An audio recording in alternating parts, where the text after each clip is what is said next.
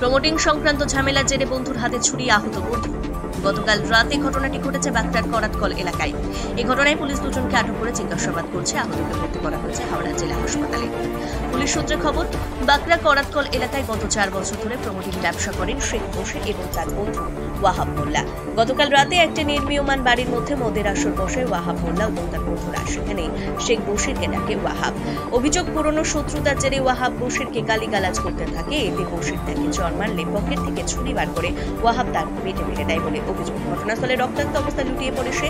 খবর পেয়ে ঘটনাস্থলে ছুটে আসে বাঁকড়া ফাঁড়ির পুলিশ। ওয়াহাব মোল্লা এবং আরো একজন মিস্ত্রিকে জিজ্ঞাসাবাদের জন্য আটক করা হয়েছে। আহত বশিরকে প্রথমে ডোমজুর গ্রামীণ হাসপাতাল এবং পরে হাওড়া জেলা হাসপাতালে গুরুতর অবস্থায় ভর্তি করা হয়। প্রাথমিক তদন্তে পুলিশের অনুমান, প্রমোটিং নিয়ে পার্টনারদের মধ্যে টাকা পয়সার ভাগ বাটোয়ারা সংক্রান্ত গন্ডগোলের জেরে বলছিল ওরা একটা প্রমোটি বা কোনো ক্ষেত্রে কারবার করে দুজন একসাথে। কারবারটা করার পরে ওদের মধ্যে কোনো মনোমৃত্যু হয়।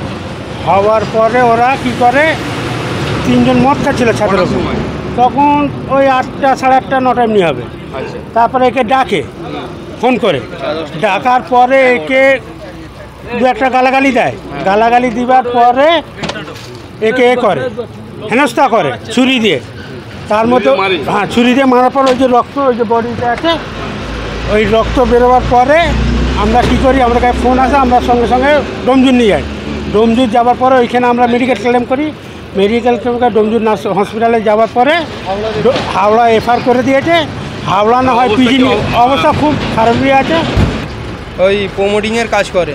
আচ্ছা, তাতে কাউদের মধ্যে কি হয়েছে না হয়েছে আমি জানি না, কিন্তু দাদা আমাকে ডাকলো যে এরকম আমার মা তুলে গালাগালি করেছে। ঠিক আছে, ওহাবকে গিয়ে জিজ্ঞেস করতে না, ওরা মদ্যপান করছিল ওপরে। হ্যাঁ, দাদা গিয়ে বললো গালাগালি করছিস কেন আমার মাকে, আমরা কাজ করি এই নিয়ে। বলতে না বলতে আমার দাদা ওকে এক চাপড় মেরেছে, ও ছুরি তুলে আমার দাদাকে মেরে দিচ্ছে। ওহাব মোল্লা। কতদিন ধরে কাজ করছে?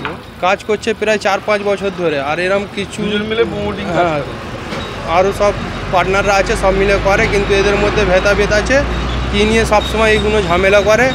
আর ওহাব যে আছে যখন তখন যাত্রার সঙ্গে ঝামেলা করে। বুঝতে পারবো না কী হয়েছে ওদের মধ্যে, পার্টনারের মধ্যে। দাদাকে জিজ্ঞেস করেছে না, বললো কী নিয়ে হয়েছে না হয়েছে জানি না। ওদেরকে এখন কী রাগ নিয়ে এখন মা তুলে আমাকে গালাগালি করছে, ওদের মধ্যে কী কথা হয়েছে আমি জানি না।